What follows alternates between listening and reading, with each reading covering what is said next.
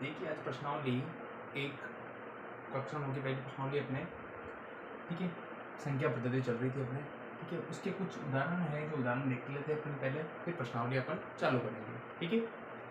देखो उदाहरण पहला, नीचे दिए गए कथन सत्य है या असत्य है, सही है या फिर गलत है, वो अपन को क्या करना है, इनको बताना है और कारण के साथ उत्तर दीजिए। अब कारण भी बताना है कि अगर सत्य है तो क्यों है और असत्य है तो क्यों है, कारण भी बताना अपने, ठीक है। पहला देखो उदाहरण फर्स्ट का पहला वाला क्या लिखा हुआ है, प्रत्येक पूर्ण संख्या एक प्राकृत संख्या होती है। प्रत्येक पूर्ण संख्या एक प्राकृत संख्या होती है। इसको सरल करने के लिए देखो क्या लिखा हुआ, प्रत्येक पूर्ण संख्या। अब तो पूर्ण संख्या कौन कौन सी होती है, हमने पढ़ा था संख्याओं के बारे में। तो पूर्ण संख्या के अंदर आता है 0 1 2 3 4 चलते हैं, कहाँ तक जाते हैं, अनंत तक जाते हैं, ठीक है। ये क्या हो गई, पूर्ण संख्या हो गई। एक प्राकृत संख्या, प्राकृत संख्या लिख लो भी, प्राकृत संख्या कौन कौन सी होती है, ये प्राकृत संख्या। प्राकृत संख्या में क्या लिया था हमने, 1 2 3 4 5 कहाँ तक जाएंगे, अनंत तक जाएंगे, ठीक है। अब ये लिख लिया हमने, अब ये सत्य है ये सत्य है, इसका पता लगा सकते हैं अपन आराम से। देखो कैसे, प्रत्येक पूर्ण संख्या, पूर्ण संख्या में कौन कौन से आगे, 0 से लेके अनंत तक के आगे सारे, ठीक है। प्रत्येक पूर्ण संख्या प्राकृत संख्या होती है। ये सभी संख्याएं क्या प्राकृत संख्या है, तो देखो यहाँ से 1 से लेके अनंत तक, तो इसमें आ रही है क्या, इसके अंदर 0 आ रहा है क्या, नहीं आ रहा है, तो ये कथन क्या हो जाएगा, असत्य हो जाएगा। तो कथन क्या लिखेंगे अपन, असत्य। और कारण क्या हो गया, क्योंकि शून्य प्राकृत संख्या में शामिल नहीं होता है, नहीं होता है। देखो कारण क्या आ गया अपने, असत्य है क्योंकि शून्य प्राकृत संख्या में शामिल नहीं होता है। प्राकृत संख्या में क्या क्या शामिल होता है, 1 से लेके अनंत तक, हाँ इसके अंदर 1 से लेके अनंत तक तो है, लेकिन इसके अंदर प्राकृत संख्या के अंदर शून्य नहीं आ रहा है, तो ये सभी संख्याएं प्राकृत संख्याएं नहीं हो सकती, ठीक है। मतलब पूर्ण संख्या प्राकृत संख्या नहीं हो सकती, तो कारण लिख लिया हमने, क्योंकि शून्य प्राकृत संख्या में शामिल नहीं होता है, ठीक है। अब दूसरे में क्या लिखा हुआ है, प्रत्येक पूर्णांक एक परिमेय संख्या होती है। प्रत्येक पूर्णांक एक परिमेय संख्या होती है, ठीक है। तो पूर्णांक लिख लो, पूर्णांक संख्या किसे कहते हैं, संख्याओं के बारे में हमने पढ़ा था। तो पूर्णांक संख्याओं के अंदर क्या क्या आता है, माइनस के अनंत से लेके प्लस के अनंत तक, मतलब धनात्मक ऋणात्मक सारी संख्या आ जाती है, वो क्या होती है, पूर्णांक संख्या होती है। देखो माइनस के अनंत से लेके 0 भी आएगा, कहाँ तक जाएगा, प्लस के अनंत तक जाएगा, ठीक है। परिमेय संख्या, परिमेय संख्या लिख लो, परिमेय संख्या किसे कहते हैं, परिमेय संख्या कौन कौन सी होती है, 1/2, माइनस के 5 बटा माइनस के 5, 0 बटे में 1, 1/5, 1/2, 1/2 आ गई 1 में, ठीक है। मतलब ये जो अपने आगे से आगे चलती रहेगी। अब इसमें क्या बोला है कि प्रत्येक पूर्णांक, पूर्णांक मतलब ये सभी संख्या है, ठीक है, परिमेय संख्याएं होती है। क्या ये परिमेय संख्या होती है, बताओ आप, हाँ होती है, क्यों होती है, देखो इस अनंत के बाद में क्या आएंगे, मान लो कि माइनस के आएंगे, इस अनंत के बाद में आगे मान लो कि माइनस के 500 बटे में मान लो माइनस के कितने आ गए, 500, देखो ये कट गया, कितना बचा, माइनस का है, इसके बटे में कितना बचेगा, 1। देखो ये पी है और ये क्या है, क्यू है, तो पी बटा क्यू के अंदर अपन लिख सकते हैं इसको 1/5 पी बटा क्यू के रूप में लिख सकते हैं, इसको पी बटा क्यू के रूप में लिख सकते हैं। तो ये सभी पूर्णांक संख्याएं कौन सी संख्याएं हो सकती है, परिमेय संख्याएं हो सकती है। तो कथन कौन सा हो जाएगा, सत्य। कारण मैं इसका यहाँ पे लिख रहा हूँ,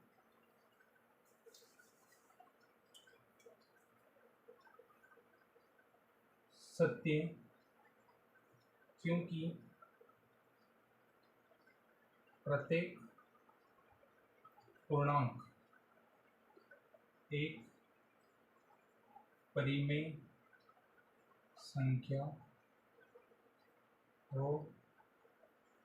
सकती है या हो सकता है, क्योंकि प्रत्येक पूर्णांक एक परिमेय संख्या हो सकती है या हो सकता है, ठीक है। कथन कौन सा हो जाएगा अपने, सत्य हो जाएगा।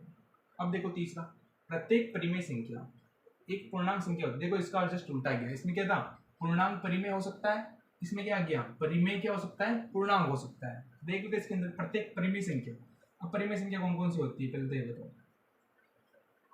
परिमेय संख्या क्या बताया था आपको, 1/2, 5/4, 6/5, कुछ भी हो सकती है। ये तो हो गई परिमेय संख्या। पूर्णांक संख्या में देखो, ये होगी पूर्णांक संख्या। माइनस के अनंत से लेके 0 आ जाएगा और प्लस के अनंत तक चलेगा। ठीक है, अब देखो माइनस के अनंत से लेके प्लस के अनंत तक। अब पूर्णांक के अंदर क्या होता है कि कोई भी संख्या आधी अधूरी नहीं होनी चाहिए, दशमलव में नहीं होनी चाहिए, पॉइंट में नहीं होनी चाहिए। ठीक है, अब देखो 1/2 क्या लिखा हुआ है, 1/2 ये परिमेय संख्या है। ये परिमेय संख्या है क्योंकि P/Q, तो ये परिमेय संख्या हो गई। ठीक है, अब इस 1/2 को हल करेंगे अपन, तो 1 के अंदर भाग देंगे 2 का, तो 2 का भाग 2 के बारे में आता है क्या, नहीं आता है। भाग कितनी बार जाएगा, 0 बार जाएगा। ये 0 0 और यहाँ का है क्या 1, 2 के बारे में आता नहीं, पॉइंट लगाएंगे 0, 2 पंजे 10, कितने आ गए 0.5। तो क्या हमने पूर्णांक संख्या के अंदर हमने ये पढ़ा था धनात्मक ऋणात्मक जीरो सभी शामिल कर लेते हैं, क्या हमने ये पढ़ा था कि दशमलव वाली शामिल करते हैं, नहीं।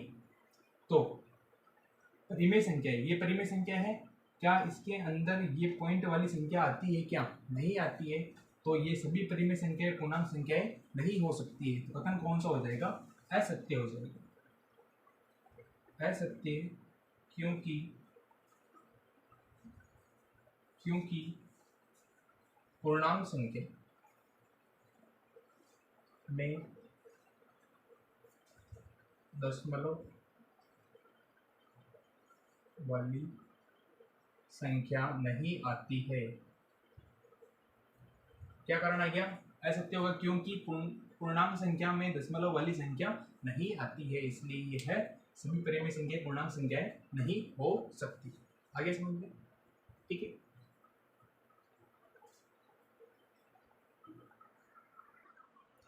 अब देखो उदाहरण सेकंड क्या कह रहा है, दूसरा उदाहरण, 1 और 2 के बीच 5 परिमेय संख्याएं ज्ञात कीजिए। 1 और 2 के बीच में 5 परिमेय संख्या अपन को याद करनी है। अच्छा, आपको याद होगा आप छोटी क्लास में थे तब आपने एक फॉर्मूला पढ़ा था, ठीक है, कि मध्य संख्या वाला, बीच का मतलब क्या हो गया, मध्य हो गया। ठीक है, तो मध्य संख्या का सूत्र हमने पढ़ा था a+b/2। ठीक है, तो एक मेथड तो वो वाला है छोटी क्लास वाला, एक और मेथड आया दूसरा वाला, वो देखो।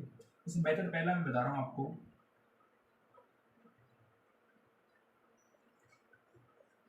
ठीक है। मेथड फर्स्ट देखो, 1 और 2 के बीच,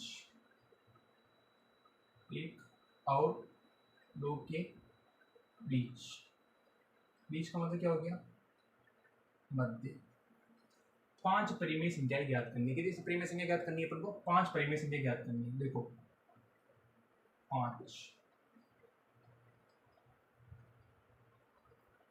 परिमेय संख्या ज्ञात करनी है अपन को, ठीक है। चलो ठीक है, 5 के बाद में आता क्या है ये बताओ मेरे को, या भाई 5 के अंदर एक जोड़ लो, 5 ज्ञात करनी है ना, 5 के अंदर एक जोड़ लो, कितना आ जाएगा, 6 आ गया।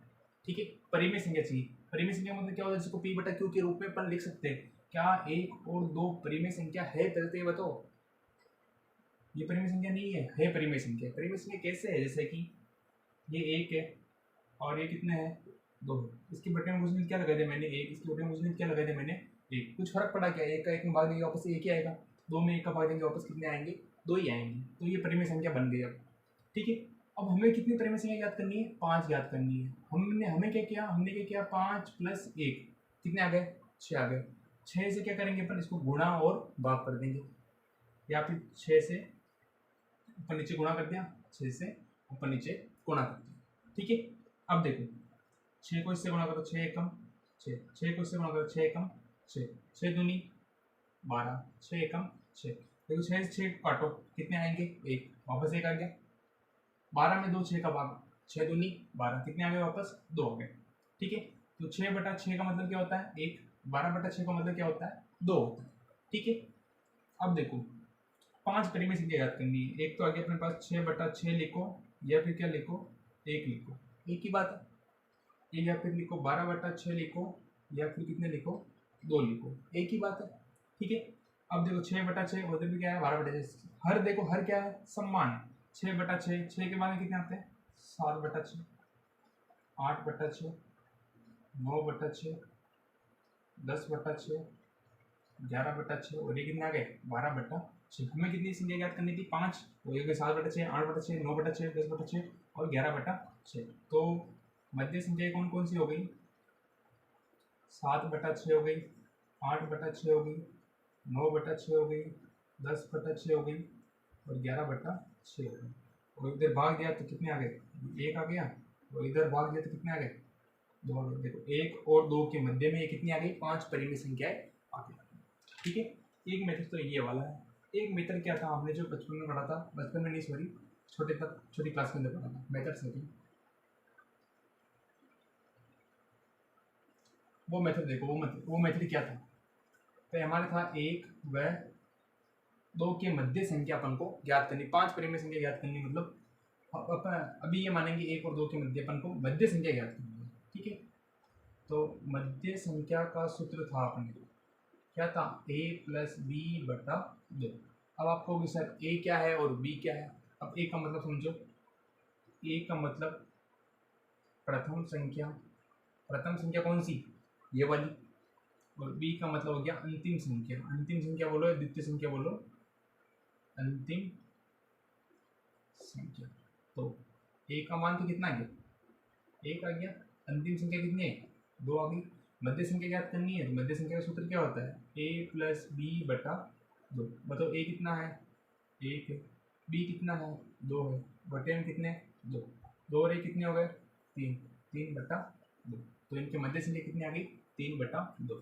तो 1 ही आ गया, और इन दोनों की मध्य संख्या कौन सी आ गई, 3/2। अब आगे अपन ऐसे ही इसको इन दोनों के मध्य या फिर इन दोनों के मध्य अपन संख्या निकाल सकते हैं, आगे से आगे अपन हल कर सकते हैं। आया समझ में।